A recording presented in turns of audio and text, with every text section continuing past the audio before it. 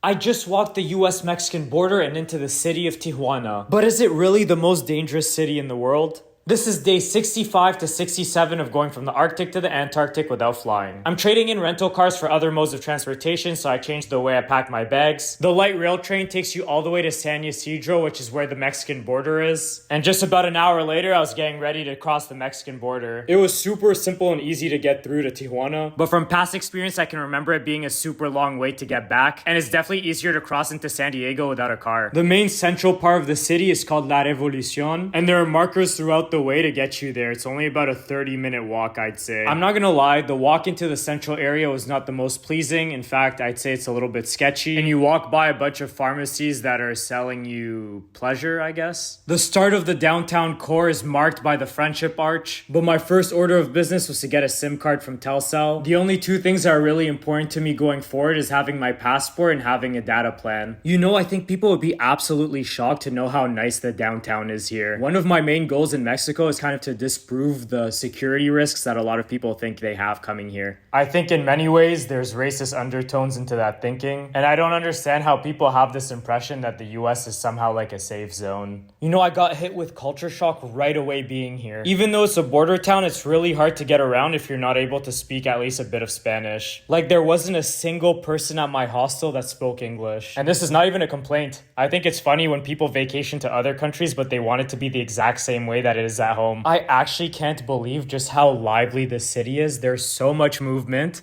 There's so much going on. Food everywhere. Events. Anything you want to do, you can do here in Tijuana. It's actually such an amazing city. Barbers in San Diego were charging around $45 to $60 for a haircut. But Mario at West Barbershop blessed me for about $13 American. My hostel that had next to no one in it only cost about $22. I can say this with my chest. The food scene here in Tijuana is one of the best I've ever been to in the world. And it's not just Mexican food. You can get all types of different cuisines. I got a gyro here at my favorite spot called Telefonica Gastro Park, which just has a bunch of food stalls, live music. It's a whole vibe. The thing with Mexican cities, though, is that it really gets alive at night. It helps that I'm here in December, so a bunch of Christmas-related activities are happening in the city. After a whole day of being by myself in a new city, I decided to go on couch surfing hangouts.